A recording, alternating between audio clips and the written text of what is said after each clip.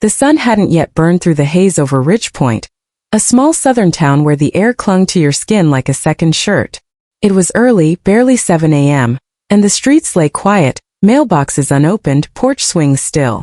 The scent of dew and magnolia blossoms hung heavy, mingling with the faint hum of cicadas waking in the heat. On the corner of Magnolia Avenue, a modest house with white railings and rose bushes stood proud, its front door cracked open just enough to let the morning breathe in. Inside, Loretta Jenkins, 76 years old, slipped out unnoticed, her heart pulling her toward a mission she couldn't fully name.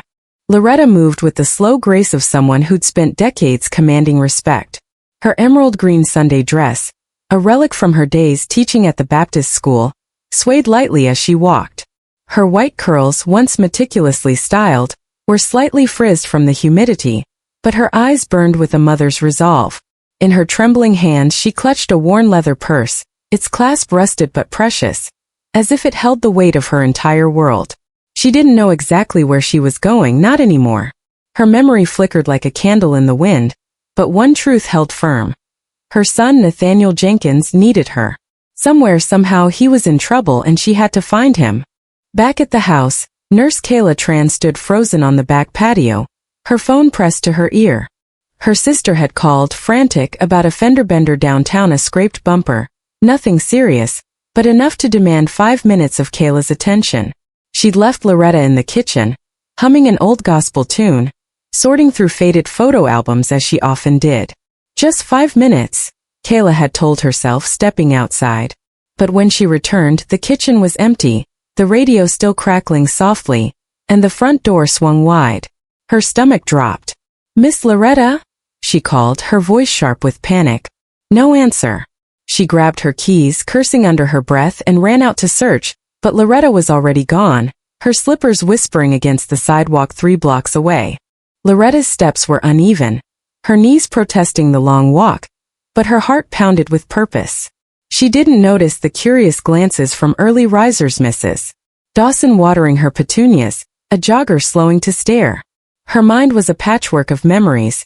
Nathaniel as a boy, grinning in his Little League uniform, Nathaniel at his share of swearing-in, his badge gleaming under the town hall lights. "If you ever need me, Mama," he'd said, "you come to the station. I'll be there." That promise anchored her now, pulling her toward the red brick building she vaguely recalled, the Ridgepoint Sheriff's Office, where her son worked to keep the town safe. The streets of Ridgepoint weren't kind to wanderers. Magnolia Avenue, lined with quaint storefronts and faded American flags, gave way to the busier Main Street, where morning traffic was starting to hum. Loretta, lost in thought, stepped off the curb without looking. A delivery truck, its engine rumbling, barreled toward the intersection. Its horn blared, a deafening wail that snapped heads around. Loretta froze, her purse slipping from her hands as the truck's tires screeched, stopping inches from her. The driver leaned out, red-faced, shouting, "Lady, you trying to get killed?" She didn't hear him. Her eyes were wide, her breath shallow, but she didn't move. A hand grabbed her arm, firm, weathered, belonging to Henry Tate, a 68-year-old Vietnam veteran in a faded army cap. He pulled her back to the sidewalk, his voice gruff but kind. "You all right, ma'am?" That was too close. Loretta blinked, her gaze distant. "I'm going to my boy," she said softly. "He works for the law." Henry frowned, taking in her trembling hands, her church dress damp with sweat. "Let me walk you," he said, picking up her purse. "Where's he at?" Loretta pointed vaguely ahead. "The sheriff's place. Nathaniel Jenkins." Henry's eyebrows shot up. "The sheriff? That's your son." She nodded, a faint smile breaking through. "My baby."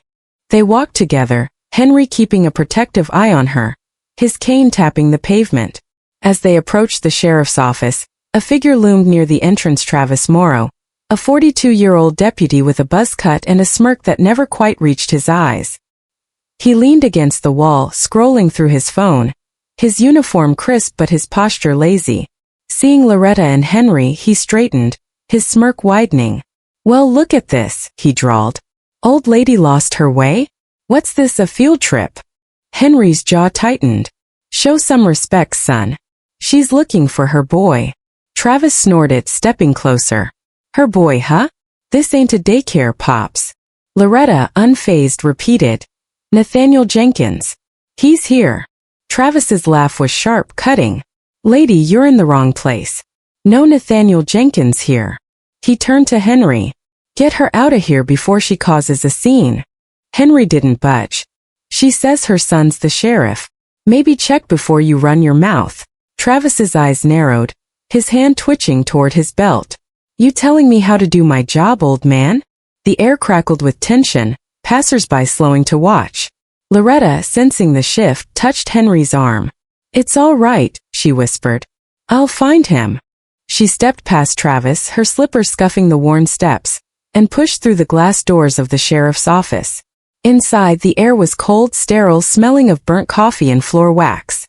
The lobby buzzed with quiet activity. A woman arguing over a parking ticket, a man in a flannel shirt waiting for a bail update, a young mother shushing her toddler. Behind the tall counter sat Travis, who'd followed her in, his boots thudding against the linoleum. He slid into his chair, muttering, "Unbelievable." Loretta approached the counter, her hands shaking but her voice steady. "Excuse me, sir," she said, barely above a whisper. "I'm here for Nathaniel Jenkins. He's my son." Travis didn't look up, his fingers tapping his phone. She tried again, louder. "Sir, please. Nathaniel Jenkins. He's the sheriff." That got his attention. He glanced up, taking in her worn shoes, her outdated dress, her frail frame. His lips curled into a sneer. "Your son's the sheriff," he said, voice dripping with disbelief. "Lady, you got the wrong building." Loretta's smile wavered but held. "No, sir. This is the sheriff's office. He's here." Travis leaned back, chuckling, but there was no warmth in it. "You can't just waltz in here like it's a family reunion. What's next? You want a tour?" Her hands tightened around her purse. "I just need to see him. Please." Travis's patience snapped. "Leave," he barked, loud enough to turn heads. "You're wasting my time." The room shifted. The woman with the parking ticket stopped talking. The man in flannel looked up, frowning. Loretta's voice quivered. "I'll wait right here if that's okay." Travis stood, his chair scraping the floor. "It's not okay," he said, rounding the counter. "You don't get to make the rules." Loretta took a step back, her eyes darting toward the hallway behind him, unmarked but leading deeper into the building. Maybe Nathaniel was there. Maybe she could find him. She moved toward it, her steps small but determined. Travis's face flushed red. "Hey!" he shouted, vaulting the counter's side gate with a practiced swing. "I said stay back." His boots hit the floor like thunder, and the room gasped. The young mother pulled her toddler closer, shielding his eyes. Henry, who'd lingered near the door, stepped forward, his cane planted firmly. "You don't talk to her like that," he said, voice low but steady. Travis ignored him, closing the distance to Loretta. She turned, startled, her purse slipping to the floor. "I'm just trying to find my boy," she said, her voice breaking. Travis exploded. "I don't give a damn who you're looking for. You don't walk into a sheriff's office like you own it." His words echoed, sharp and ugly, slicing through the room. The toddler whimpered and the mother whispered, "Sure, baby, it's okay." Loretta shrank, not from fear but from exhaustion. She'd raised Nathaniel on respect, taught Sunday school for 30 years, baked peach cobbler for neighbors who'd lost loved ones. She wasn't used to being screamed at, not like this. Her hands trembled, but she held her ground. "I didn't mean to upset you," she said softly. Travis scoffed. "You're not listening. You people never listen." The words landed like a slap, heavy with meaning everyone understood. "You people." The room froze, the air thick with unspoken outrage. Travis turned, his eyes scanning the counter for anything to assert his control. His gaze landed on a half-empty coffee mug, still steaming, left by a clerk. Next to it sat a plastic water bottle, cold and sweating. He grabbed both, his fingers tightening. Loretta watched, her breath catching. Surely he wouldn't. Not here, not now, not in 2025. Not in the same building where her son wore the sheriff's badge with pride. But Travis didn't hesitate. With a flick of his wrist, he flung the coffee at her. The hot liquid splashed across her emerald dress, staining the fabric, burning her skin just enough to make her gasp. She stumbled back, her hands rising instinctively. Before she could recover, Travis twisted the cap off the water bottle and dumped it over her head.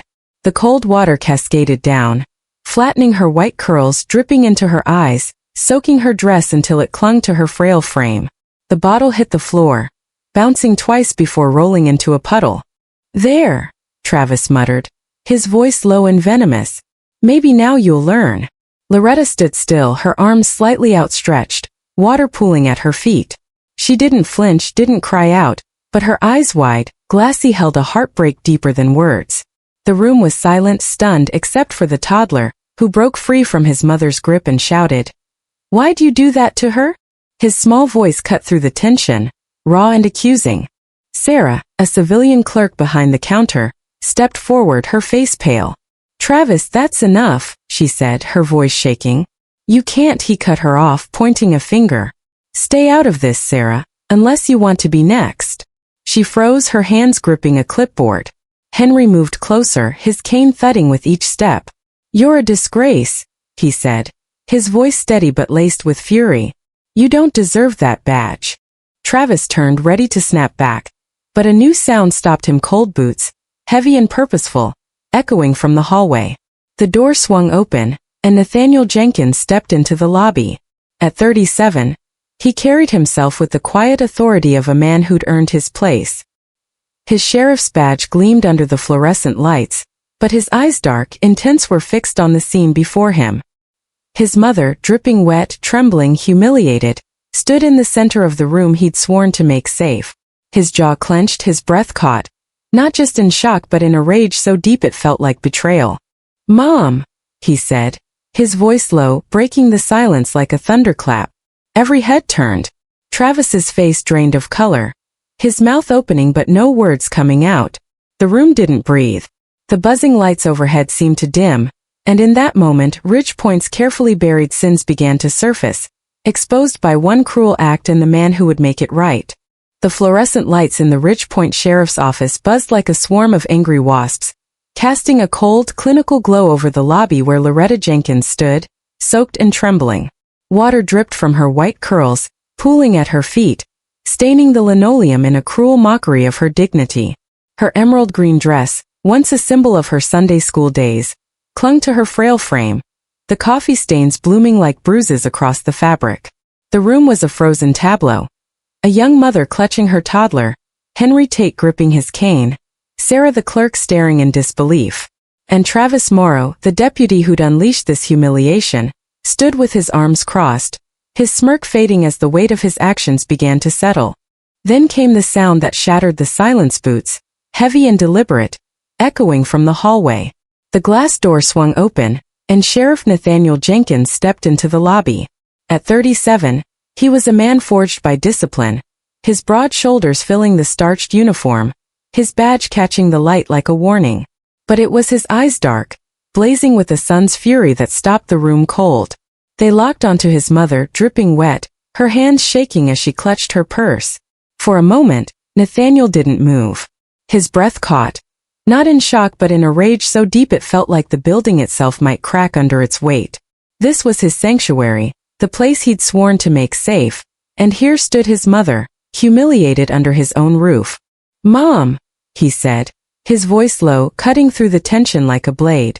Loretta's head lifted, her glassy eyes finding his. "Baby," she whispered, her voice paper-thin, carrying the ache of 1,000 unspoken hurts. The word landed like a prayer, and Nathaniel crossed the room in 3 long strides, his boots thudding with purpose. He didn't look at Travis, not yet. He reached for his duty jacket, unfastened it with steady hands, and draped it over Loretta's shoulders, the fabric swallowing her small frame. She leaned into him, her fingers brushing his arm, and for a fleeting moment, they were just mother and son, the world falling away. But the world didn't stay gone. Nathaniel's gaze lifted, slow and deliberate, to Travis. The deputy's face had gone pale, his bravado crumbling like ash. "Who?" Nathaniel said, each word measured sharp. "Did this to my mother?" The question wasn't loud, but it carried the weight of a gavel. The room didn't breathe. Even the toddler, still clinging to his mother, went silent, sensing the shift. Travis opened his mouth but no sound came. His hands twitched at his sides, searching for an excuse that didn't exist. Sheriff, Travis stammered, his voice cracking. I didn't know it was her. She wandered into the back hallway. I tried to. Nathaniel cut him off, stepping closer, his presence filling the space like a storm rolling in. So you poured coffee on her? His voice was steady, but the ice beneath it was unmistakable.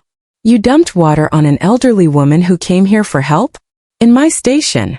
Travis swallowed hard, his eyes darting to the floor. It wasn't like that, sir. I was trying to de-escalate. Nathaniel's jaw tightened. De-escalate. He pointed to Loretta, now seated in a folding chair, her hands folded politely despite the damp blanket around her. Look at her. Travis hesitated, his lips parting then closing. I said look at her. Slowly Travis lifted his eyes. Loretta didn't meet his gaze. She stared at the floor, her shoulders hunched, her trembling fingers betraying the strength she'd carried for decades. Tell me, Nathaniel said, his voice rising just enough to echo, that what you did was okay. Travis's mouth opened then shut. I can't, he muttered, barely audible. Nathaniel nodded, a single sharp motion. That's right. You can't. He turned to a young officer hovering near the counter, Officer Reynolds, barely a year on the job, his eyes wide but steady. Escort Deputy Morrow to the break room. No phone, no radio, no contact with anyone. He doesn't leave this building. Understood. Reynolds nodded. Yes, sir. Travis's lips parted, a protest forming, but Nathaniel's stare silenced him. Reynolds guided Travis out, his boots scuffing the floor, each step heavy with shame. The lobby exhaled, but the tension didn't break. It shifted, coiling tighter, as if the walls themselves were holding their breath. Nathaniel turned to the crowd, citizens, clerks, officers peeking from behind glass windows. His voice carried, clear and unyielding. If anyone in this department thinks that kind of behavior is acceptable, you won't work here tomorrow. I don't care about your rank, your years, or your excuses. If you treat an Unionian like they're less than human, you're done. A murmur rippled through the room. Not defiance but something else, relief, maybe, or recognition. Someone had finally said it and he meant it. But not everyone agreed.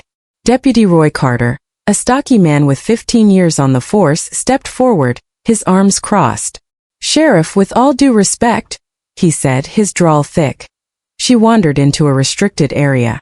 Morrow overreacted, sure, but he didn't know who she was. You're making this personal. Nathaniel turned slowly, his eyes narrowing. Personal. He took a step toward Roy, his voice low but razor sharp.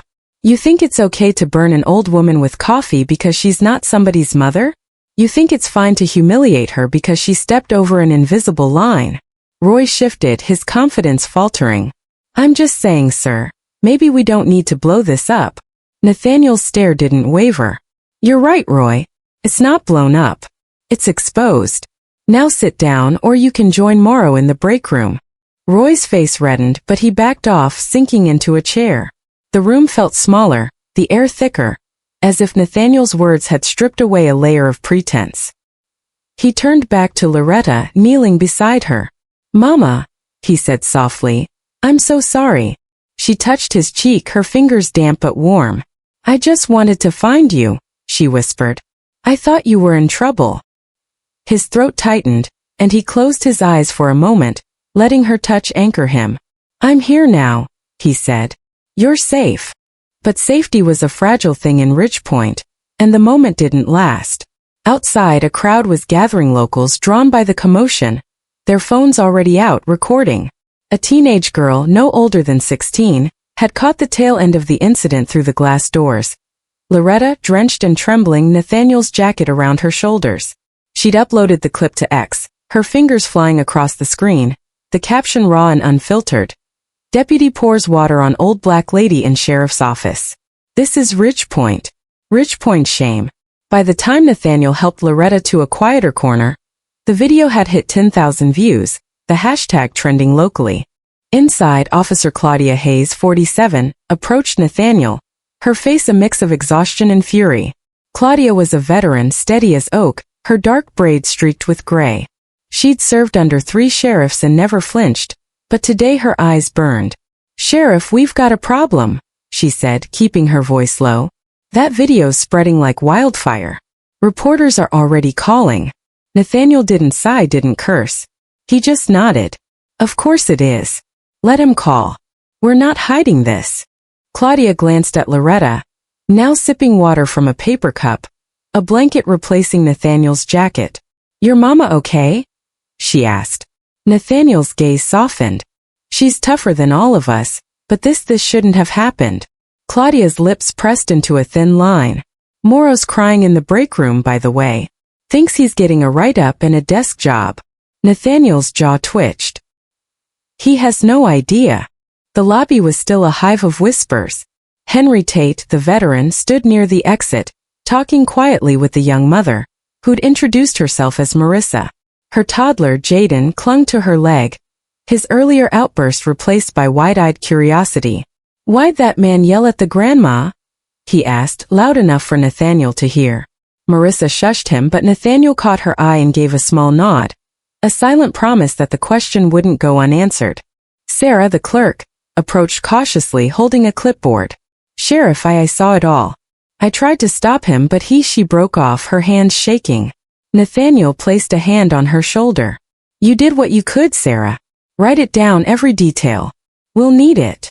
She nodded, relief flickering in her eyes, and retreated to her desk, her pen scratching furiously. Nathaniel turned back to the crowd, his voice rising to address them all. I want to thank you for staying, he said, his tone firm but warm. What happened here today matters, and what you saw will be part of an investigation. If you're willing to give a statement, we'll listen, and we'll protect your voice. Henry stepped forward, his cane tapping. Sheriff, I've kept quiet too long in this town. I'll speak, and I'll say it loud. Marissa raised a hesitant hand. Me too. For Jaden. He shouldn't grow up thinking this is normal. The weight of their words settled over Nathaniel, heavy but grounding. He glanced at Loretta, who was watching him now, her eyes clearer, a faint smile tugging at her lips. It was the smile she'd given him at his academy graduation, when he was 24 and beaming in his first uniform, her pride brighter than the sun. But today that smile carried something else, trust. Yes, but also a quiet plea. Don't let this happen again.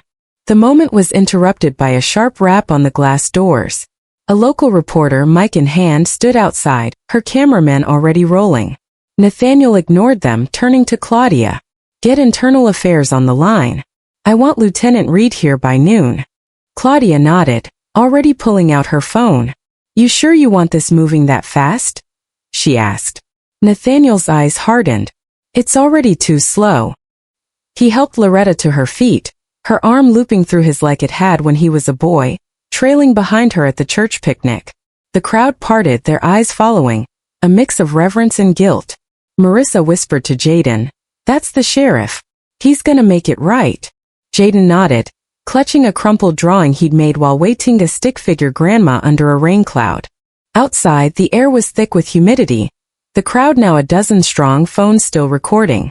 Nathaniel shielded Loretta from their gaze, guiding her to his department SUV. He opened the passenger door, buckling her seatbelt with the same care he'd used years ago, when she was recovering from hip surgery. Home, Mama? He asked softly. She nodded, humming a gospel tune, the notes soft and steady, a lifeline to something familiar. As Nathaniel climbed into the driver's seat, Claudia appeared at the window. Sheriff, one more thing, she said, her voice low. Roy's been talking to the others, saying you're overreacting. He's got a few guys listening. Nathaniel's hands tightened on the wheel. Let him talk. He'll learn. Claudia smirked, just a flicker. You're gonna shake this place to its bones, aren't you? Nathaniel didn't smile, but his eyes glinted. If that's what it takes. He drove off, the SUV's tires crunching gravel, leaving the crowd and the cameras behind. The video was at 50,000 views now, the hashtag #RichPointShame climbing national trends. Back at the station, officers whispered in corners, some nodding in approval, others casting wary glances. Roy sat in the break room, stirring his coffee, his voice low but defiant. He's making a mistake, he muttered to a younger deputy. This'll blow over. Always does. But it wouldn't. Not this time. Nathaniel's promise hung in the air, as real as the badge on his chest. He'd seen his mother's face, felt her trembling hand, heard her whispered fear. And in that moment he knew. This wasn't just about one deputy or one incident. It was about a town, a system, a legacy of silence that had gone unchallenged for too long. The confrontation had begun, and Nathaniel Jenkins was ready to fight. The Ridgepoint Sheriff's Office stood under a gray sky, its red brick facade unyielding against the sticky May heat. Inside, the air was thick with the scent of stale coffee and the hum of fluorescent lights, but the usual chatter of shift changes had gone quiet, replaced by a tense, watchful silence. It was the kind of silence that follows a storm, when the wreckage is still settling, and everyone's waiting to see what breaks next. Sheriff Nathaniel Jenkins, 37, stood at the center of it all, his boots planted firmly on the linoleum, his badge a quiet reminder of the promise he'd made not just to his mother, Loretta Jenkins, but to the town itself. What happened here yesterday in this very lobby wasn't just a mistake. It was a crack in the foundation, and Nathaniel was determined to tear it open. Loretta, 76, was home now, safe in her small house with its rose bushes and creaking porch swing. Nathaniel had driven her there himself, her gospel hum filling the silence as he warmed her soup and sat by her side. But the image of her soaked, trembling, her emerald dress stained with coffee and water burned in his mind like a brand. Travis Morrow's cruelty had done more than humiliate her. It had exposed a rot Nathaniel hadn't seen, not fully, not until it touched the one person he'd sworn to protect. And now, with the video of the incident racing past 100,000 views and the hashtag #RidgepointShame trending across X, the world was watching. Nathaniel wasn't just fighting for his mother anymore. He was fighting for every soul who'd walked into this building and left carrying shame instead of justice. The investigation began before the sun rose. Lieutenant Vanessa Reed, 43, strode into the station at 6 a.m., her sharp features set like stone. Internal Affairs wasn't known for softness, and Vanessa was its edgy a woman who dismantled careers with nothing but a pen and a refusal to blink. Her dark blazer was crisp, her notepad already open, and the two investigators trailing her carried briefcases stuffed with files and a camera that would capture every angle of the truth. She didn't waste time on pleasantries. "Sheriff," she said, shaking Nathaniel's hand with a grip that matched his own. "You said high priority. Let's move." Nathaniel nodded, leading her to the lobby, where the puddle from Travis's water bottle had long dried but left a faint stain on the floor, a ghost of the moment that changed everything. "Start here," he said. "Security footage, witness statements, everything. I want it airtight." Vanessa's eyes flicked to the stain, then back to him. "This is personal for you," she said, not a question. Nathaniel's jaw tightened. "That's why it has to be clean." She gave a single nod, understanding more than she said, and got to work. The investigation moved like a machine. Vanessa's team pulled footage from 3 lobby cameras, their lenses capturing Travis's sneer, Loretta's flinch, the coffee splashing across her dress. They interviewed witnesses Henry Tate, the veteran whose steady voice recounted every word, Marissa, the young mother who clutched her son Jaden's hand as she spoke, Sarah, the clerk whose written statement trembled with guilt for not doing more. The toddler's outburst, "Why'd you do that to her?"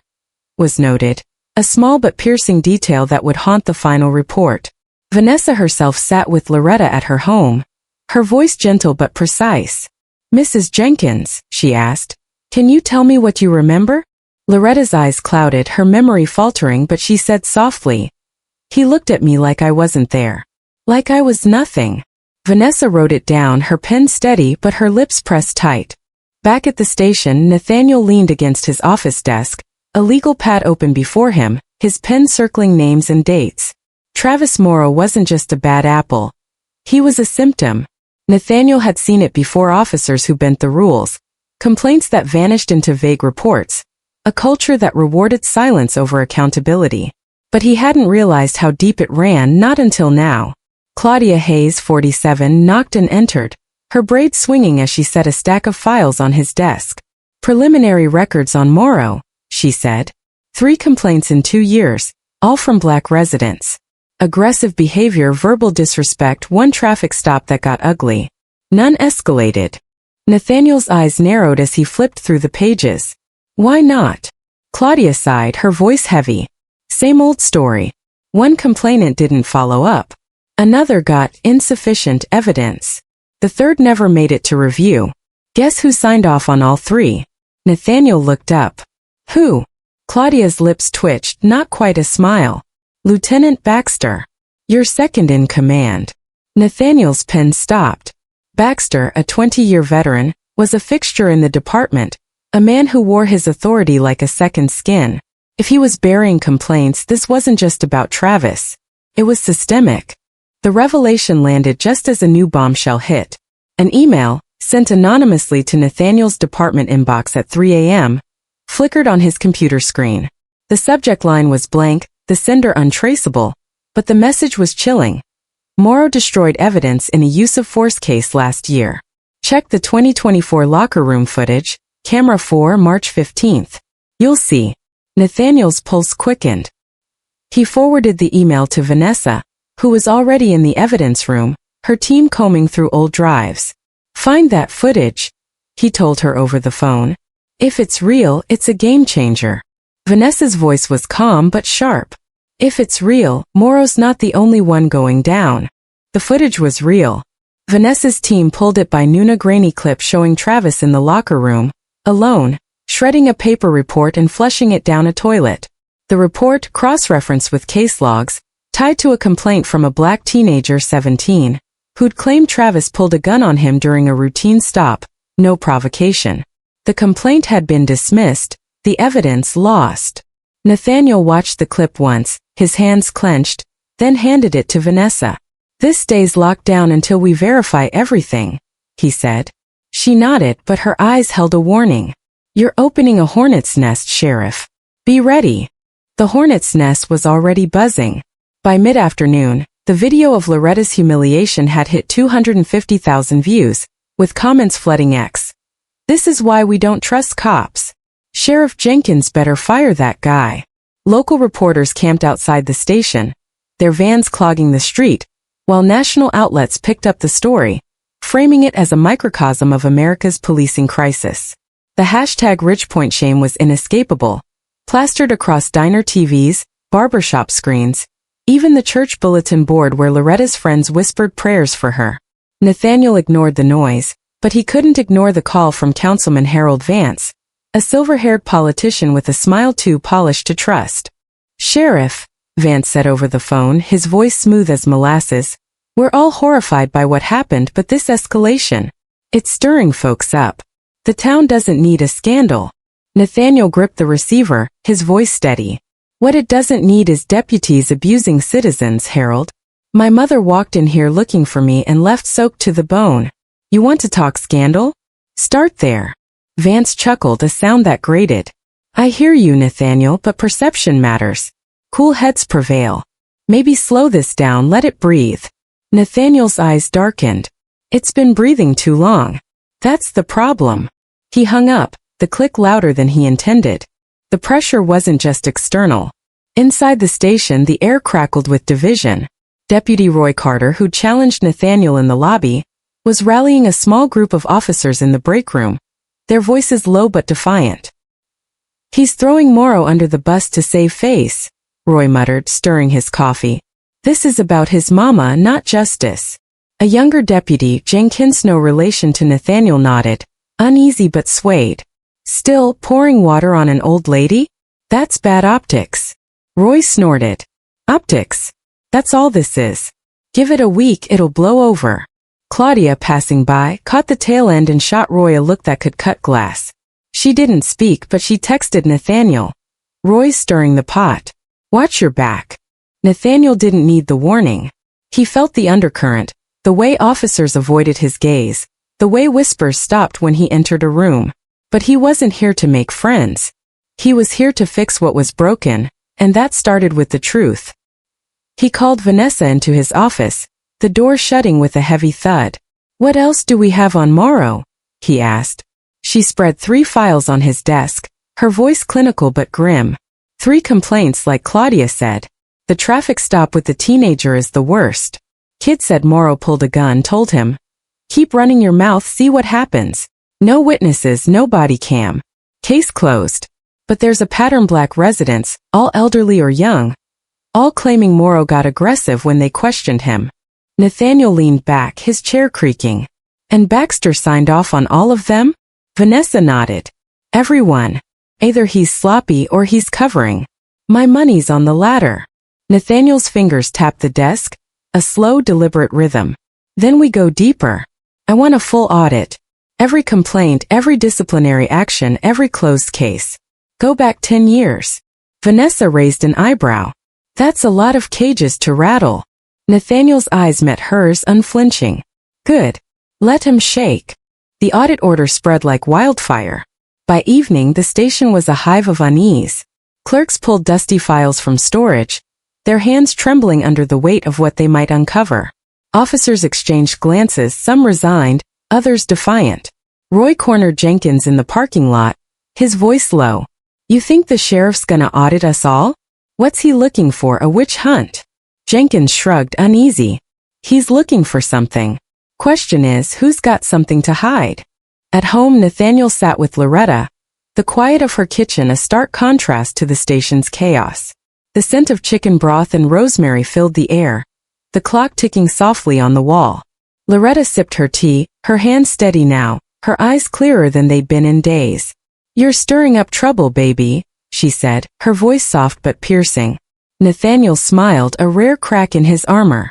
Always was. She didn't laugh. I've seen this before, you know. Folks looking at me like I didn't belong. Grocery stores, bus stops, even church once. But that man, he wore a badge.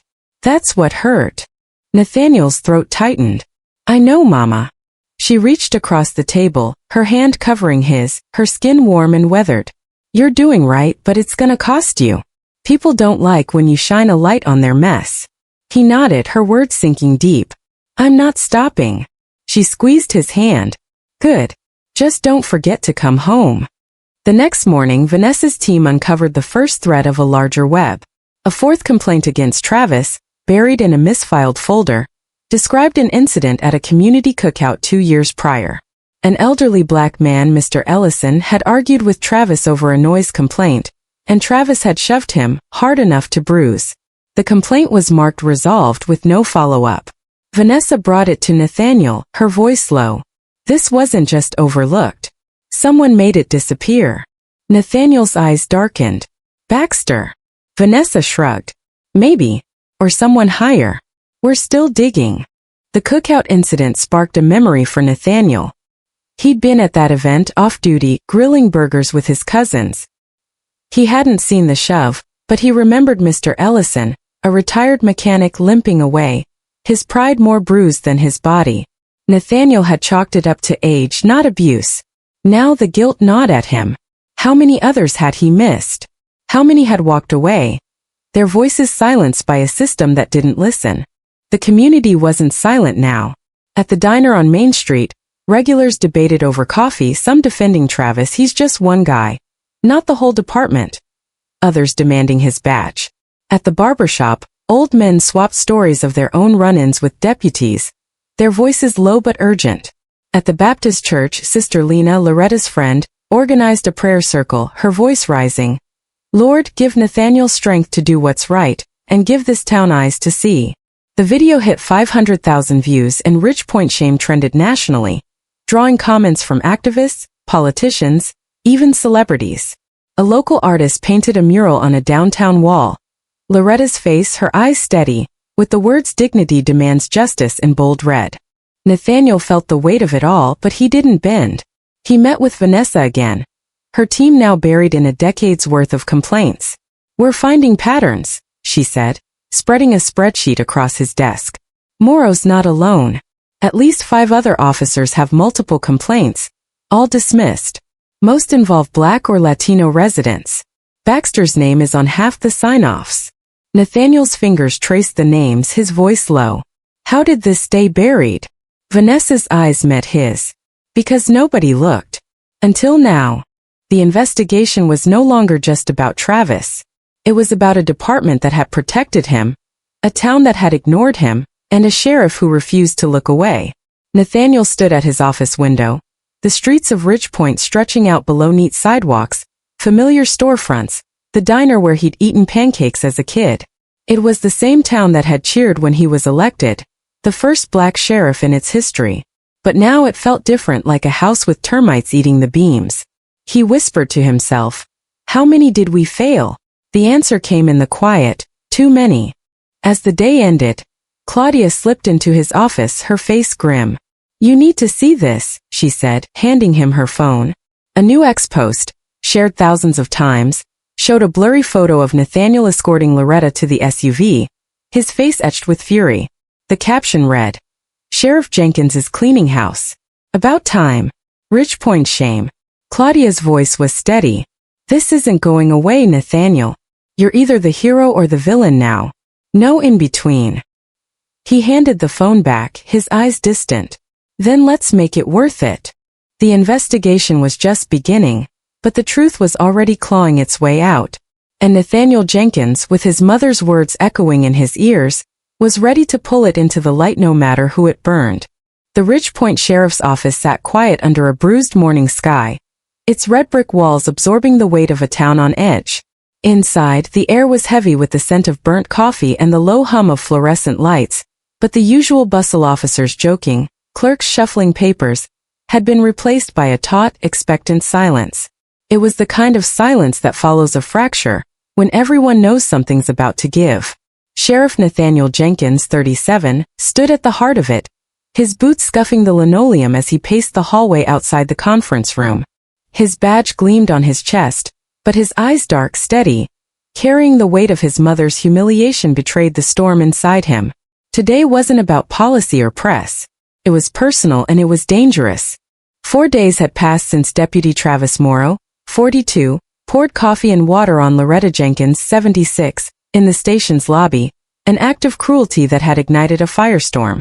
The video, now at 750,000 views, had turned Rich Point shame into a national rallying cry, with protesters gathering outside the station, their signs reading "Justice for Loretta" and "No badge, no bully."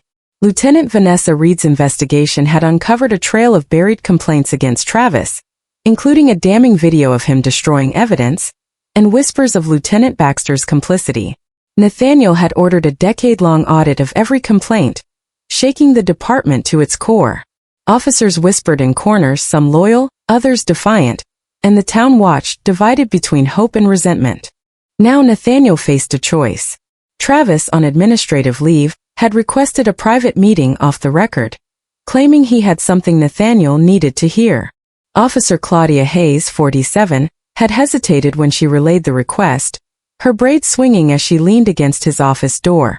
"You sure this is a good idea?" she'd asked, her voice low. Nathaniel hadn't been sure, not entirely, but he'd nodded. "It's not about good. It's about necessary." Justice wasn't just discipline. Sometimes it was listening, even when every fiber of your being screamed to shut the door. The conference room was cold, its long oak tables scarred from years of briefings and spilled coffee. The blinds were drawn, casting slatted shadows across the walls, and the fluorescent lights buzzed like a distant warning. Nathaniel sat alone, his hands folded, no notepad, no files, just a small recorder tucked in his jacket pocket, its red light off but ready. He'd decided to record the meeting not out of malice, but instinct. Travis had burned his trust, and Nathaniel wasn't here to play naive. The clock on the wall ticked past 9 a.m., each second stretching taut, until the door creaked open. Travis Morrow stepped in, a shadow of the man who'd once strutted through the lobby. No uniform, just a wrinkled navy polo and khakis that hung loose, as if he'd stopped caring about appearances. His buzz cut was uneven, his eyes ringed with red, his shoulders slumped under an invisible weight. He looked smaller, stripped of his badge, his swagger, his certainty. He closed the door softly, the click loud in the stillness, and took the seat across from Nathaniel, his hands fidgeting on the table. For a long moment neither spoke. The silence was a third presence, heavy, pressing, waiting to be broken. Travis spoke first, his voice rough like he hadn't slept in days. "I'm not here to beg," he said, staring at the table. "I know that ship's sailed." Nathaniel leaned back, his arms folded, his face unreadable. "Good," he said. "Because that wouldn't change anything." Travis nodded, a jerky motion, his eyes still fixed on the wood grain. "I figured. I needed to say some things." Not for your forgiveness. I know that's not coming. Nathaniel's jaw tightened, but he didn't interrupt. Then talk. Travis licked his lips, took a shaky breath and began. I've been a cop for 18 years, most of it here in Ridgepoint. I thought I was doing it right, holding the line, keeping order, protecting the town. You know how it is. Nathaniel's expression didn't change, but his silence was a challenge. Travis pressed on, his voice cracking. But somewhere along the way I stopped seeing people. Not everyone, just certain ones. Black folks mostly. Old folks, poor folks, kids who didn't know their place. I'd never say it out loud, not even to myself, but I acted like they didn't matter. The words hung in the air, raw and ugly. Nathaniel's fingers twitched, the urge to slam his fist on the table rising, but he stayed still, his voice low and steady. You know what's worse than a man who acts like that? He asked. A man who doesn't even realize he's doing it. Travis nodded, swallowing hard. That's what scares me now. I didn't wake up one day and decide to be the problem, but I was. I became the kind of cop I used to hate. Nathaniel leaned forward, his eyes narrowing. You didn't just become the problem, Travis. You made my mother afraid to walk into a place where her son is the sheriff. The words cut deep and Travis flinched, his hands clenching. I didn't know it was her, he said, his voice barely above a whisper. Nathaniel's gaze hardened. And if it had been someone else's mother? Would you still have done it? Travis looked away, his silence louder than any answer. I don't know, he finally admitted, the words heavy with shame. Nathaniel's voice dropped, cold and precise. You just answered my question. Travis shifted, his eyes darting to the blinds, as if expecting someone to burst in. After it happened, he said, I couldn't sleep. I kept seeing her face, not because she was scared but because she wasn't. She looked tired. Like I wasn't the first, just another in a long line. He paused, his voice breaking. And when you came out of that hallway I thought I'd lose my job. But what hit harder was your face. You weren't just angry. You looked like I'd broken something sacred. You did, Nathaniel said, his voice ablaze. Travis nodded, his hands trembling now. I believe you. He reached into his pocket, slow and deliberate, and pulled out a folded piece of paper, creased and worn like he'd carried it for days. He slid it across the table, his fingers lingering as if letting go was a surrender. Nathaniel didn't touch it, his eyes fixed on Travis. What's this? He asked. Travis's voice was barely audible. A list. Things I saw, things I did, things I covered up. Names, dates, incidents that got swept under the rug. Officers who got warnings instead of suspensions. People who walked away because they were tired of not being believed. Nathaniel's pulse quickened, but he kept his face neutral. Why now? Travis sat back, his eyes hollow. Because I don't want to take this to my grave. If I've got any shot at making peace, it starts here. Nathaniel unfolded the paper, his eyes scanning the handwritten lines. Names: Mr. Ellison, the cookout victim. The teenager from the traffic stop. Others he didn't recognize. Dates stretching back years. Incidents, some vague, some chillingly specific. March 2023, Baxter told me to lose the Ellison report. Said it'd stir up trouble. Nathaniel's breath caught, but he didn't look up. You're saying Baxter buried these? Travis nodded, his voice steadier now. Not just buried. Ordered it. Said it was for the department's image. Said we couldn't afford another race thing. Nathaniel's hand slipped into his pocket, his thumb brushing the recorder's button. The red light blinked on, silent, invisible. He kept his voice even. You're accusing a senior officer of misconduct. You got proof. Travis's eyes flickered with something, fear, maybe, or resignation. Not hard proof. Just what I saw, what he told me. Check the files. You'll see his name everywhere. Nathaniel folded the paper, slipping it into his jacket. Internal Affairs will verify every word. If you're lying, Travis cut him off, his voice sharp. I'm not. I'm done running. The room fell silent again, the buzz of the lights louder now, like a heartbeat. Nathaniel studied Travis, searching for a lie, but all he saw was a man unraveling, his arrogance replaced by something raw and broken. You think this makes it right? Nathaniel asked, his voice low. Travis shook his head. No. But maybe it makes it less wrong. Nathaniel stood, his chair scraping the floor. I'm not going to thank you. I'm not going to shake your hand. Travis's lips twitched, a ghost of a smile. I wouldn't want you to. Nathaniel turned to leave, his hand on the door, but he paused, his voice cold. You should be grateful my mother doesn't remember everything. Travis blinked, confused. What do you mean? Nathaniel didn't look back. Because if she did, she'd forgive you. That's who she is. But I won't. I can't. And this town shouldn't either. He stepped out, the door clicking shut, leaving Travis alone with the weight of his confession. Outside, the station was a hive of activity. Vanessa Reed's team was still digging through files, their desks buried in paper and coffee cups. Claudia met Nathaniel in the hallway, her eyes sharp. How'd it go? She asked. He handed her the folded list, his voice low. Get this to read. Tell her to start at the top. Baxter's name's on it. Claudia's eyebrows shot up, but she nodded, tucking the paper into her pocket. You recorded him, didn't you? She asked, a smirk tugging at her lips. Nathaniel didn't answer, but his eyes glinted, a silent confirmation. The list changed everything. Vanessa's team cross-referenced it within hours, pulling files that matched Travis's claims. Baxter's signature appeared on 6 dismissed complaints, all involving Black or Latino residents, all marked with vague notes like officer discretion or no further action.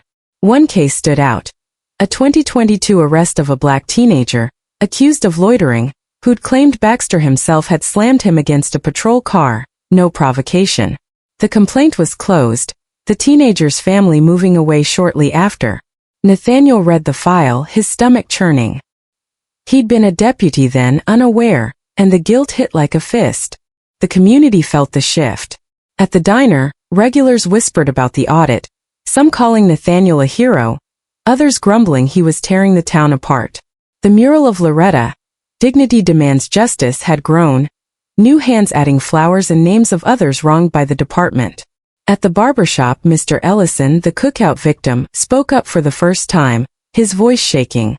I told them what happened. They didn't listen. Now they might. Sister Lena's prayer circle grew, their hymns carrying through the church windows, a quiet defiance against the status quo. Nathaniel drove to Loretta's house that evening, the sun sinking behind the pines, painting the sky in streaks of orange and pink. She was on her porch knitting a scarf, the emerald yarn bright against her hands.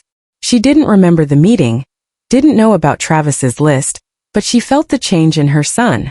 You look heavy, baby, she said, her voice soft. Nathaniel sat beside her, the porch swing creaking. I am, he admitted, his voice rough. She didn't ask for details, just rested her hand on his. You're carrying more than you should. Let God hold some of it. He smiled, faint but real, and they sat in silence, the roses nodding in the breeze. Back at the station, Nathaniel met Vanessa in the evidence room, the recorder now on her desk. She played the tape, Travis's voice crackling through the speaker. Baxter told me to lose the Ellison report. Said it'd stir up trouble. Vanessa's eyes met Nathaniel's, her voice grim. This is enough to suspend Baxter, maybe more. You ready for that fight? Nathaniel nodded, his voice steady. I've been ready since I saw my mother in that chair. Vanessa smirked, just a flicker. Then let's burn this place down and rebuild it right. The meeting had been a spark and the list was fuel. Nathaniel stood at his office window, the town stretching out below Main Street's lights flickering on, the diner's neon sign glowing. Ridgepoint was his home, but it was also a battlefield now, and the fight was far from over. He pulled a legal pad from his drawer, wrote one line in bold. No more shadows. Then he turned out the light, the recorder's red glow fading with it, and stepped into the night, resolved to see this through no matter the cost. The Ridgepoint Sheriff's Office stood like a sentinel under a pale May sky, its red brick walls weathered but unbowed, a silent witness to a town in transformation. Inside, the air carried the familiar tang of burnt coffee and floor wax, but the usual hum of routine officers bantering, radios crackling, had been replaced by a charged stillness, as if the building itself was holding its breath. It was May 17, 2025, and Ridgepoint was no longer the sleepy southern town it had been a week ago. A single act of cruelty had cracked its facade, and Sheriff Nathaniel Jenkins, 37, stood at the center of the storm, his badge a beacon, his resolve a blade. Today the fight for justice would find its footing not in headlines or hashtags, but in the quiet, stubborn work of making things right.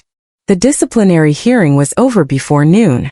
The conference room with its scarred oak table and drawn blinds held a panel of 5. 3 senior officers, a civilian advocate, and a state legal advisor, their faces grim under the fluorescent glare.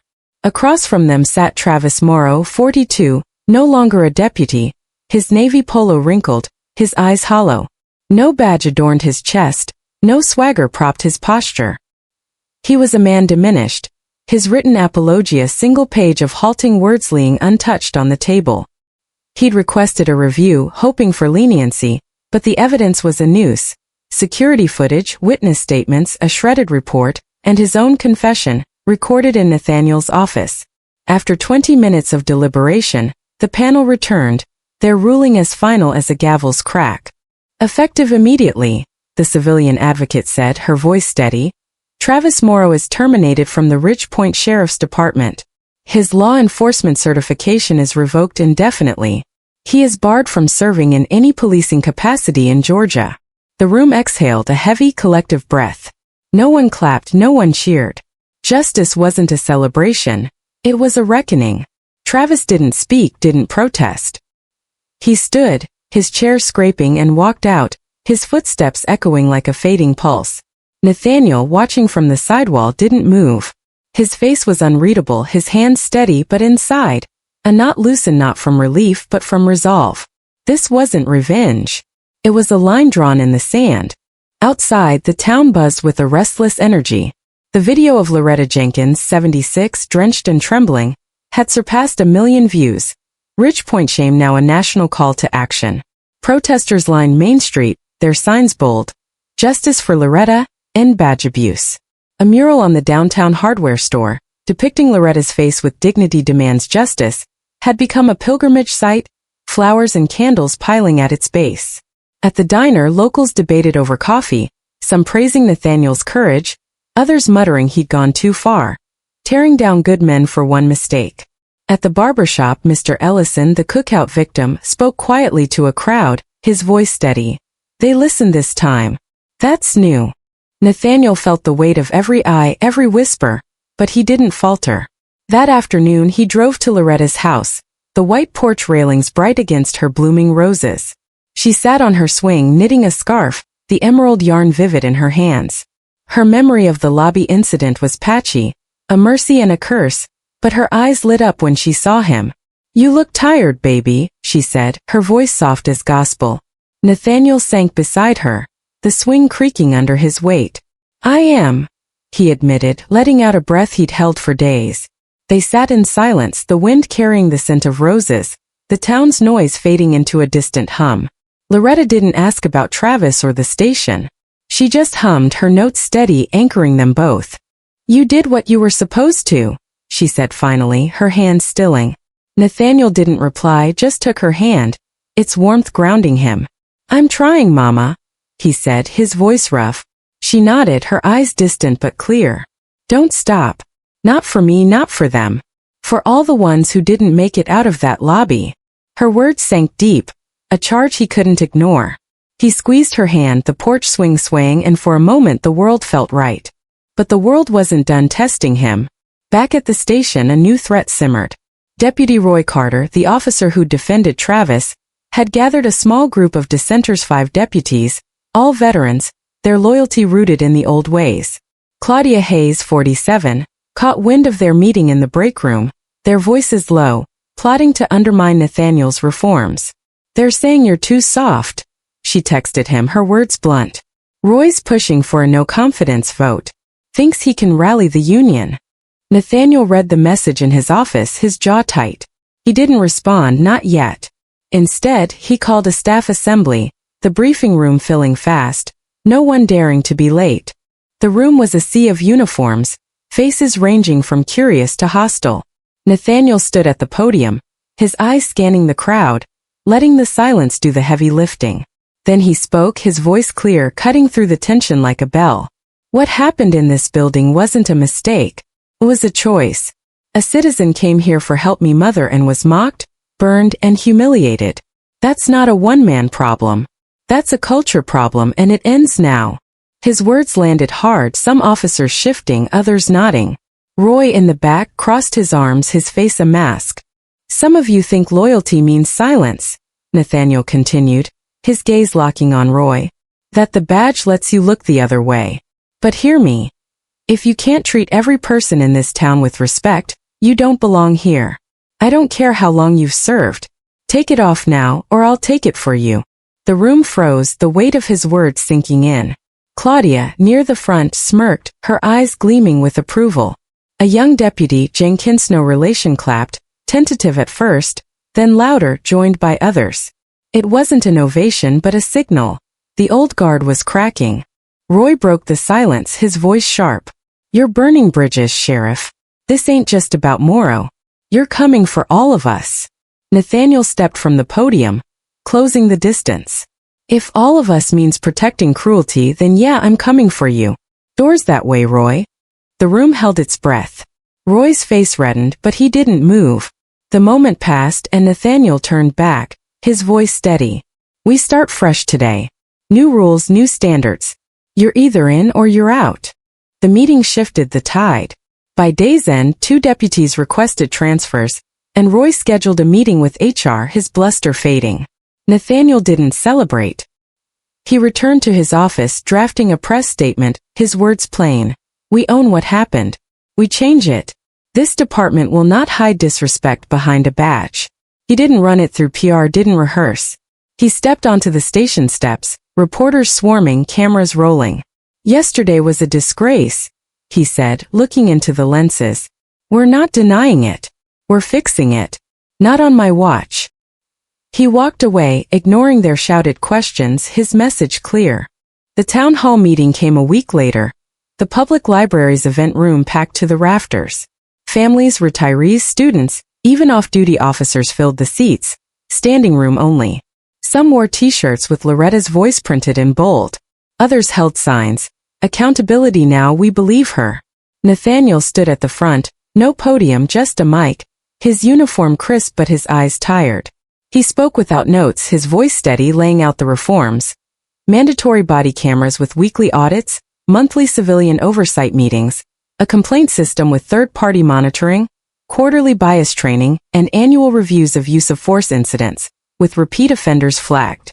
This isn't about image, he said, his gaze sweeping the crowd. It's about integrity. My mother walked into a building that should have protected her, and left carrying decades of silence. That ends now. The room listened, some nodding, others skeptical. An older woman, her gray hair wrapped in a red scarf, stood, her voice trembling but clear. Sheriff, how do we know this won't fade? A few headlines, then nothing, like always. Nathaniel stepped to the stage's edge, meeting her eyes. Because I'm not going anywhere. Because I see it now and I can't unsee it.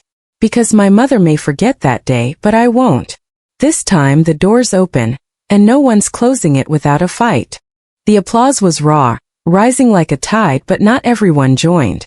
3 deputies, including Roy, stood at the back, arms crossed, their silence louder than the cheers. Nathaniel saw them, noted their names but didn't call them out. He didn't need to. Change didn't ask permission. It demanded commitment. As the crowd dispersed, a boy, no older than 12, approached with his grandmother, clutching a notebook. Are you the real sheriff? He asked, shy. Nathaniel knelt, smiling. Last time I checked. The boy hesitated. Does this mean the police will be nice now? Nathaniel's smile softened. It means they'll be better. And if they're not, you find me. The grandmother's eyes shone, saying more than words could. The weeks that followed were a slow rebuild. Nathaniel made unannounced visits to precinct desks, asked dispatchers what they needed, sat in on training sessions not to judge, but to listen. Officers who once rolled their eyes now took notes. Citizens who'd avoided the station began walking in, asking questions, filing complaints that were processed, not buried. Trust wasn't restored, but it was growing, fragile but real. The Ridgepoint Gazette ran a headline, a new standard, but Nathaniel didn't read it. He was too busy interviewing new hires, rewriting protocols, showing up where he was needed. Loretta watered her roses every morning, her hands steady despite the occasional fog in her mind. Sometimes she called Nathaniel by her late husband's name, Ray, but her smile never faltered when his SUV pulled into the driveway. One afternoon as he climbed the station steps, a teenage girl, backpack slung over one shoulder, stopped him. "Sheriff," she said, nervous. "I'm writing a story for school. It's called What Justice Looks Like. Can I ask you some questions?" Nathaniel chuckled, a rare lightness in his voice. "Sure, but I don't have all the answers." She grinned, undeterred. "That's okay. I just want to know how it starts." He thought for a moment, then said, "It starts small. It starts steady. It starts when someone refuses to look away." She scribbled furiously, her pen a spark of possibility. Nathaniel held the door open for her, the glass catching the sunlight, and in that moment, the story felt complete, not with fanfare, but with a promise kept. Justice wasn't loud, wasn't finished. It was patient, persistent, and it began at home with a mother's love, a son's resolve, and a town learning to see itself clearly. Alright folks, let's take a moment to step out of Ridgepoint's humid streets and into the real world, yours, mine, and that guy scrolling X in the diner right now, probably arguing with a bot about who makes the best peach cobbler. Justice in Ridgepoint isn't just a story about a sheriff, a soaked dress, and a hashtag that blew up faster than a reality TV scandal. It's a mirror, and if we squint, we might just see ourselves in it. So grab your coffee decaf if you're feeling saintly, and let's unpack what this tale means for us in 2025, with a side of humor and a sprinkle of wisdom. First off, let's talk about Loretta Jenkins, the 76-year-old queen who walked into a sheriff's station and accidentally started a revolution. She didn't set out to be a hero. She just wanted her son, Nathaniel. Sound familiar? How many times have we or someone we know walked into a situation expecting help, only to get a face full of attitude or, a metaphorical bucket of water? Whether it's a rude clerk at the DMV, a boss who doesn't see your hard work, or that one neighbor who thinks your dog's bark is a personal attack, we've all felt dismissed. Loretta's story reminds us that dignity isn't negotiable, no matter your age, your skin, or your zip code. And here's the kicker. Sometimes it's the quiet ones, the grandmas knitting scarves, who spark the loudest change. So, next time you're tempted to shrug off a slight, channel Loretta. Stand tall even if your dress is dripping. Now let's give Nathaniel Jenkins a slow clap. The man didn't just fire Travis Morrow. He took a sledgehammer to a system that had been coasting on good enough for decades. But let's be real, being the guy who says, "Enough's enough," isn't exactly a ticket to the popularity contest. In 2025, we're no strangers to folks stirring the pot. From X threads calling out corporate greed to viral videos exposing shady politicians, we're living in an era where one voice can start a wildfire. Nathaniel's lesson? Change isn't about being liked. It's about being right. And yeah, it's messy. You might lose friends, get some hate mail, or have your coffee order sabotaged at the diner. But as Nathaniel showed us, the cost of silence is way steeper than the cost of speaking up. Speaking of X, can we talk about Ridgepoint shame? That hashtag went from 0 to 1 million views faster than you can say trending. It's 2025, folks, and our phones are basically mini megaphones. One video, one post, one tweet can turn a small-town incident into a global conversation. That's power, but it's also a responsibility. The teenager who filmed Loretta's humiliation didn't just capture a moment. She amplified a truth. So here's a question for you. What's the last thing you saw online that made you mad enough to act? Did you retweet it, comment, or maybe just maybeto something IRL, like show up to a town hall or call out a wrong? The lesson here is simple. Your voice matters, but only if you use it. And no, liking a post doesn't count, sorry, couch warriors. Now let's get a little cheeky with Travis Morrow, our not-so-charming villain. Picture him, sitting in that break room, thinking a write-up is the worst of his problems. Oh honey, bless your heart. Travis is the guy who didn't just trip over the line. He did a full-on belly flop into the land of, "What were you thinking?" His story is a cautionary tale for anyone who thinks it's just one mistake, or nobody's watching. Spoiler alert. In 2025, somebody's always watching, and they've got a phone. The educational bit? Actions have consequences, and ignorance isn't an excuse. Whether you're a deputy, a barista, or the dude who cuts me off in traffic, own your mess before it owns you. And maybe, just maybe, don't pour coffee on a grandma. It's not a good look. So what's the big takeaway from Ridgepoint? It's not about grand gestures or viral fame. It's about the small, steady choices, standing up when it's hard, listening when it's easier to ignore, rebuilding when the old ways crumble. We're all part of systems, whether it's a workplace, a family, or a town. And systems don't change unless someone somewhere refuses to look away. That's you, me, the kid writing a school paper about justice. So tell me, what's one small thing you could do today to make your corner of the world a little fairer? Maybe it's calling out a bad joke, volunteering at a community center, or just being kinder to the Lorettas in your life. No capes required, just courage. This story hits home because it's not stuck in some dusty history book. It's 2025 and we're still wrestling with the same questions. Who gets hurt? Who gets hurt? Who gets to fix it? Whether you're a parent teaching your kids to do right, a veteran who's seen too much silence, or a student ready to shake things up, Ridgepoint is for you. It's a reminder that change is slow, messy, and worth every bruise. So let's keep the conversation going. Hit that like button if this story moved you. Share it with someone who needs a nudge, and drop a comment below. Where are you watching from?